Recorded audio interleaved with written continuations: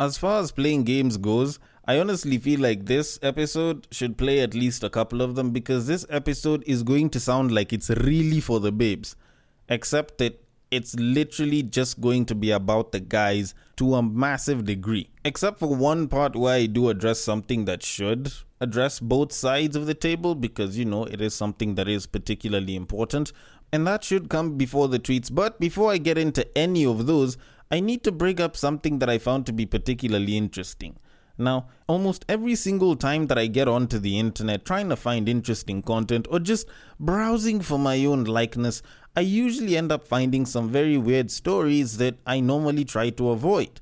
Take, for example, this story that I found over here, which stated that there was a woman who sued her parents for, get this, bringing her in this world without permission. Like, Mother's Day and Father's Day weren't that far back, but there's someone who's like, you know what?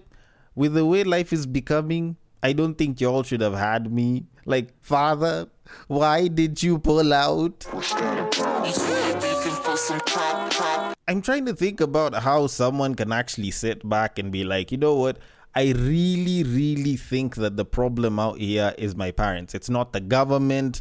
It's not the fucked up systems. It's not the situation that I'm in for my own choosing. It's not the fact that I don't have $1 million sitting on an island somewhere waiting for me to come and collect it like a treasure hunt. No. It's literally my parents, and the problem is that they brought me to this planet that is degrading because we didn't listen to a 13-year-old saying that the world is going to end in 2023 if we don't stop using fossil fuels. Like, we probably shouldn't blame that. Let's just blame the parents. Now, the person that did this was a woman from Hoboken who was a TikToker by the name of Kaz Thiaz, and she actually said that she was going to sue her parents for this.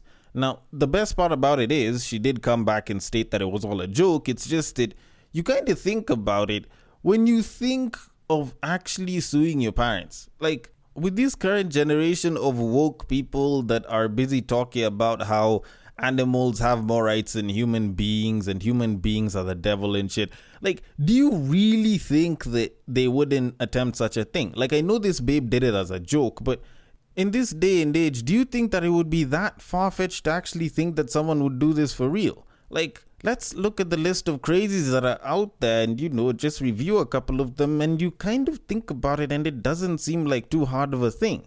Not too long ago, I was covering a story about a grown man who suddenly felt that he's a 6-year-old girl living in a grown person's body, and then decides to go out and live out that life. And worse still, there's a couple that decided to accept him and his preferences and his current state and his identity. Like, how wild is the world getting? I don't know. Maybe it's just me that thinks about it like that, but from the way I look at it, people are going mad out here. People are definitely going mad. So give it a little bit of time. Someone might actually just come out and actually sue their parents for giving birth to them. But then again, I'm fortunate enough that I'm in the part of the world where our biggest issues mostly stem from corruption. So without stealing more of your time on pointless information, let me just say, welcome to Breaktime on West Side, your number one Breaktime podcast, coming to you from Nairobi, Kenya. The man on the mic is a man who would like to feed the West with common sense. So for just 30 cents a day, you can allow us to go and feed a woke child with some common sense that can allow them to grow up into a logical human being.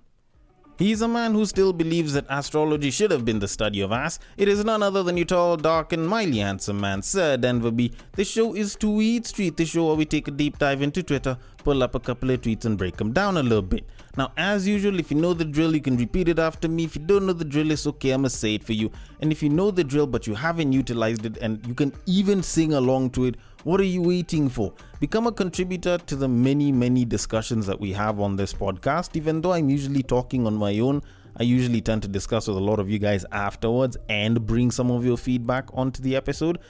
And if you wanted to become a contributor, this is your time, because the drill is particularly simple, almost sounds like a song, and it goes like this. You see that tweet, you like that tweet, you want us to discuss that tweet, you send that tweet. You send it to the DMs of @BagakaTheD, which happens to be my personal Twitter handle, and I will take it from there and I will handle it accordingly. On Facebook and on IG, if it happens to be a screenshot, a screen grab, if it was taken from Twitter and it was used in any one of those platforms and you would like us to discuss it, then the place to send it to is at Breaktime on West Side on Facebook or on IG. The DMs are always open and I will take it from there and handle it accordingly. Now, I do have a couple of tweets that I want to discuss with y'all, and I do feel like there is quite a lot of talk about the babes here, and there is quite a bit of talking that I guess I have to say it from a guy's perspective, but also for the guys. But before I get into any of that, I want to discuss something that I feel is very, very interesting and very important information for us, not just as young people, but as Kenyans. Now, very recently, and to be more specific, this last week of June of 2023, on the 26th, on a Monday, Kenya released its very first online digital sex offender registry. And the most interesting part about that is that I actually didn't know that we didn't have an official sex offenders registry. Like, I thought we had that shit, we just never paid attention to it. You know, kind of like the many things that we've had in this country for years, but we never really remember them or even know about them because that shit just isn't as public knowledge for a lot of people today. You know, kind of like that crying rock somewhere around Western, if I'm not wrong. Like, how many people actually still remember about that shit? Personally, I don't. Like, I think I might have seen it once or twice, but personally, I don't. But anyways, this online registry is out, and apparently it's not going to be available to the general public, and a bunch of people are making noise about it online, which I found to be particularly interesting because I tend to think that either way it would still be available to us online, you know. But anyways, let me just read the article on it real quick. So the article says, and I quote, Chief Justice Martha Koome on Monday, June 26th, launched Kenya's first online sex offender registry, whereby Kenyans will have the power to obtain information about sexual offenders residing in their communities. The sex offender registry is a simple term from the Convicted Sexual Offenders Electronic Register, which was set up in fulfillment of the Sexual Offences Act of 2006 at Kibera Law Court. The CJ, while speaking at Kibera Law Courts, noted that the register will hold a crucial database of all convicted offenders and will ensure easy access to information on convicted sex offenders for relevant authorities. Let me just leave it at that and end quoted there. Now, first of all, 2006, you know, Sexual Offences Act of 2006. Like, we haven't had a sex offenders list that we probably should have had since 2006. I don't know. Maybe I didn't entirely understand it. Maybe there's a list and it's offline. But I thought this shit should have been public knowledge since, like, you know, 2006 at the very least. But the interesting part about it is there's a lot of people that were like, you know, this shit should be public knowledge. And yes, I know I said it doesn't really matter, but I will kind of get into why it is that that's the case. But I think it's a little bit more surprising that we don't have one. And yes, I know we probably should have been paying attention to whether we do or we don't have one. But for a lot of us that did a lot of learning back in the day in school, in like social studies class or GHC, depending on when you did your primary school, you probably picked up on a bunch of these things that were being done between the 60s and say the 80s or the 90s by the government, which actually were more or less like the building blocks to what keeps Kenya running today. So to know that there was actually no sex offenders list, like, that shit is a little bit wild to me. Or like I said, maybe there was one and I didn't know about it and it's offline. Either way, the fact that we didn't even know that we didn't have an online registry should be a little bit odd. It definitely should.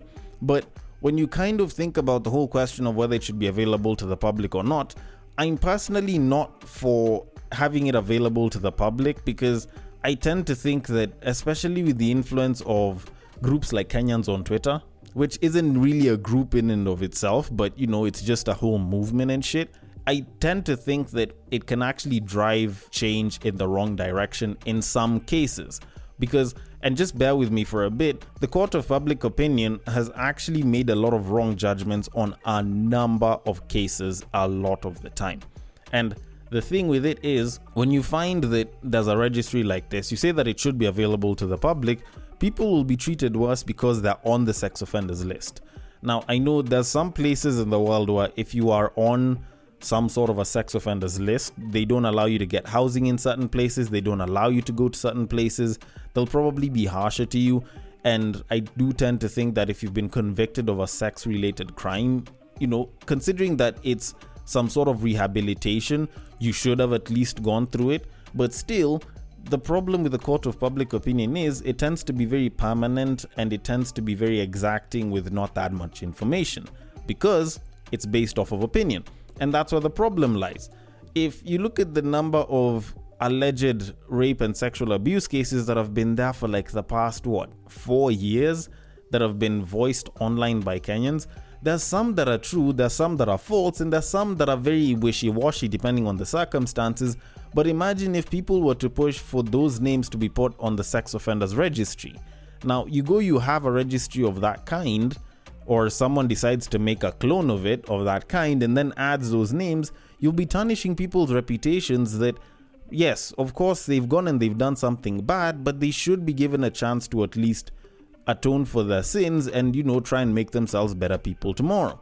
Now, that's my reason for not wanting it publicly available. Except the thing is, it's not going to be publicly available, and I think that also has its own issues as well, because there's this thing with Kenyans and always talking about knowing someone who knows someone and the whole thing with connections. Kenyans love showing that they have connections. So you'll find that, yes, probably it's only accessible by security people, but there's always going to be a bunch of people who are like, you know what, I can find someone because they know someone, and they'll ask that person to check for certain names and see if people are there. And that can really, really mess with someone's reputation. Because imagine a sex offender called John Minor. Do you know the number of men that are called John Minor out here? And the fact that some of them might end up being identified wrongly, especially if there's no photo plastered on there. So it does have its detriments. I do think it is generally for the benefit of people, and it probably will be for the benefit of people. It's just that I hope that in this day and age, people won't end up manipulating it to put other names just to wreck someone's reputation. Although, then again, I don't know too much about this, so I can't say too much on it either way. So I am going to leave it at that and move on to something that I think I can critique a little bit more, which is the tweet. So on to our very first tweet of this episode. Kourtney Kardashian is 44 years old, newly married and pregnant again. Can y'all please stop trying to convince women that after 30 they have no hope? Okay, before I say anything about this and bring in my thoughts on it, I want any of y'all that might probably feel some type of way about this tweet, I'd want you guys to go to YouTube and search for a video called Birth Gap.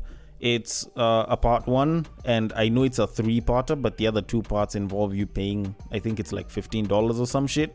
And the person who did the documentary on that actually did the whole 3-part thing and sort of went around the world, spoke to different people about, not being able to have kids past a certain age. And when I was listening to him on the Modern Wisdom podcast, busy talking about the entire study and, the things that he experienced and what he learned, if anything, I'd probably tell babes to have kids earlier rather than later. And of course, I know it sounds like I'm attacking the 30s or anything. To be very honest, I'm one of the people who says, you know what, babes over the age of 30, I think we should stop giving them flack. And it sounds like very contradictory information to what it is that I just said before that. But to be very honest, I tend to think that a lot of babes who intend on having children much later in life might actually be pushing it a little too far, and it might be very hard.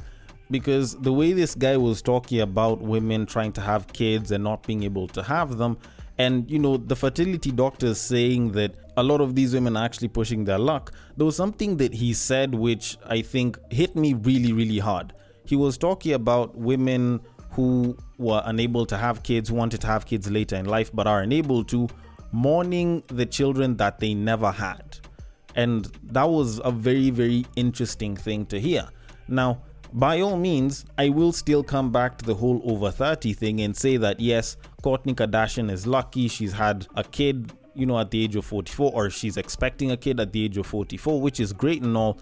But when you look at, even when you look at the way this tweet was written, you can clearly hear the whole thought of getting a kid at 44 in and of itself is actually a miracle. Because even people who have studied like our mothers or grandmothers' eras have spoken about how our grandmothers during that time at the age of 35 were probably more fertile than a lot of women are at the age of 25 right now. But on the flip side, I'd still say that people need to let off on the whole going after babes who are above the age of 30 and aren't married with kids and shit. Because when you kind of think about it, for a lot of these older babes, like, can you really blame them for choosing that? Like, by all means, there's some people that will choose to go the career route, there's some people that will choose to go the family route, and both of those are understandable because for a lot of these babes, they were given the same sort of instructions that us guys were given, which is, go to school, work hard, make sure you excel at everything, get a good career, climb up the ranks and shit, kind of like so and so did. And these babes are working towards that, but it's incredibly hard for a woman to continue with that path, especially if she wants to start a family, because she'll have to take her foot off the gas if she's chasing the career path, so that she can have a family, possibly have kids and shit, watch them grow up, raise them and all. And when she's busy getting back on the gas, the equivalent guy of the same age, if he was pushing at pretty much the same exact effort level, will be much further ahead. And that's having gone for the same things that this babe has chosen to go for. So I definitely understand it if a lot of those same babes are busy thinking that they're going to go the career path or the family path. Or some of them who are going the career path and are thinking about kids and they're like, I'll get those later, let me at least hit these career goals first. The only thing that I'd say is, you're not going to be fertile forever. The whole idea of freezing eggs and being fertile isn't something that, you should hang on to for too long. So probably at some point, while you're still in probably your 20s or even in your 30s, early or mid, like, you probably should consider having kids even though you haven't hit those goals, because I tend to think that career goals are easier to hit and they're very timeless as opposed to having kids, which is very time bound. But then again, that's just me, so you can take my advice with a pinch of salt since I have a dick. But I'm gonna leave it at that and move things on. So on to our very next tweet of this episode. A broke woman is still a woman. An uneducated woman is still a woman. A woman who can provide is still a woman, and she gets all the respect she deserves. But a man without these things is a burden even to his own family. Being strong as a man is the only choice. No one cares. Okay, now I normally will lean to stuff like this when guys are talking about it, but I do feel like with the way people talk about this day in, day out, and they try to make it seem like they're fighting for guys, I'd like to throw in a couple of interesting specifics to this entire thing. Now, a broke woman is still a woman. That is true. And an uneducated woman is still a woman, and a woman who can't provide is still a woman. Is she going to receive all the respect that she deserves? That varies from place to place. Now, a broke woman is still a woman, but it's not like she's going to interact with a lot of the higher class dudes. The chances of that happening, not that much, and for the most part, they end up interacting with those guys when those guys just want pussy, and the babe is super fine. So if she doesn't have that going with her, then it's not always a guarantee. An uneducated woman is still a woman, but she most definitely won't be respected. She most definitely will limit the interactions that she's going to have, not just with men, but also with her peers. And a woman who can't provide is still a woman, yes, but at the very least, she is expected to be able to take care of herself and or take care of her home.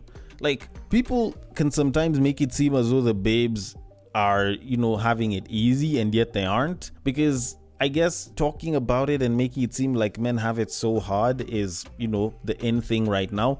But I will still say that babes actually go through a lot. Now, don't get me wrong, the point of this entire tweet was being a man requires you to be strong, and being a strong man is the only choice you have. To which I agree, yes, you do have to be strong as a man, but the reality of it is both sides have their own challenges. Yes, if you're a broke man, the chances of you getting a babe is hard. If you're a broke babe, you can get a guy who has money and the guy can have feelings for you. But at the end of the day, yes, as a guy, you definitely do need to make a bunch of money.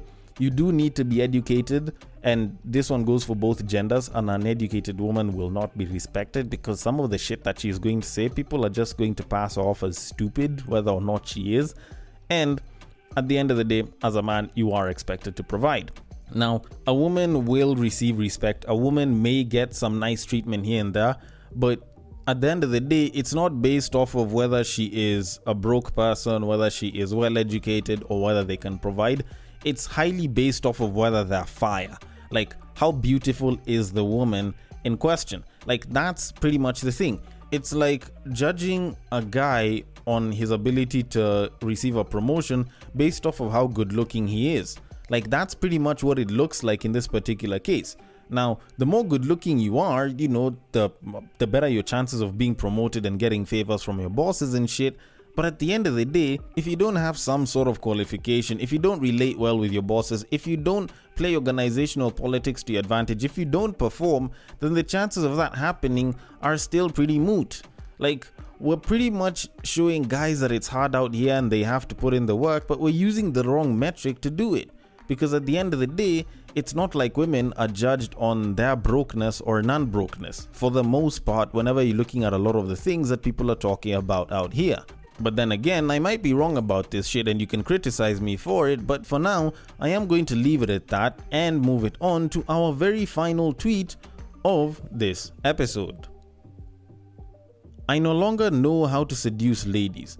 I get their number, I text them what's up, she replies good. From there, I don't know where to go, so I kinda just let it die. Is this normal? Ama, is there something wrong with me? Okay, if you're going through this, I have good news and I have bad news for you. I'm gonna start with the good news and say that it's not abnormal for you or the person who tweeted this or a lot of you other guys.